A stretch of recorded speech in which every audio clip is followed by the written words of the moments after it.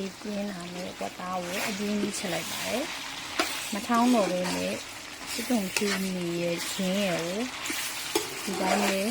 ပပပါလေးပြီးတော့စီတက်ပြီးချက်လိုက်ပါတယ်ကျွန်မထောင်းရမှာပြင်းသွားပြီပါကျွန်တော်လည်းပြန်လာခြင်းဆိုတော့ကျွန်တော်ပြန်လာပြီးတော့ချက်တဲ့ပါတော့ပြင်းတာပေါ့နော်စီတက်ပြီးစစ်တုံဖြူမီနဲ့ဒီတိုင်းလေးပဲစီတက်ပြီးချက်လိုက်တယ်မထောင်းတော့ပဲနဲ့နှစ်ကတော့အများကြီးရမှာမဟုတ်ဘူးမထောင်းတဲ့တော့ပြင်းလို့ပါဒီတိုင်းလေးပဲချက်လိုက်ပါတယ်ပြည့်တပြီးတော့ကျွန်မလည်းပြင်းကြည့်ရလားဒီတော့ဒီမှာ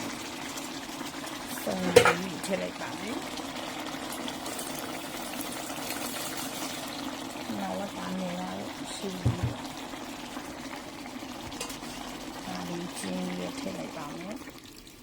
ဒီလိုလဲဆိုကျွန်မလည်းနေကျင်းကြည့်ပြီးတော့နေကျင်းကြည့်သွားတဲ့မထောင်းမနဲ့တိုင်းလေးပဲစီတက်ပြီးချက်လိုက်ပါတယ်ကျွန်တော်ဆိုရင်လည်းကျင်းတော့လာပြောပြဝတ်သားဟင်းလေးချက်ပါတယ်မီးရတော့တိခံကြည့်ပေးပါမီးပြတ်နေဘူးပါမီးရပြတ်နေရတော့မဟုတ်ဘူးမီးခလုတ်ကအဲ့လိုဖြစ်နေလို့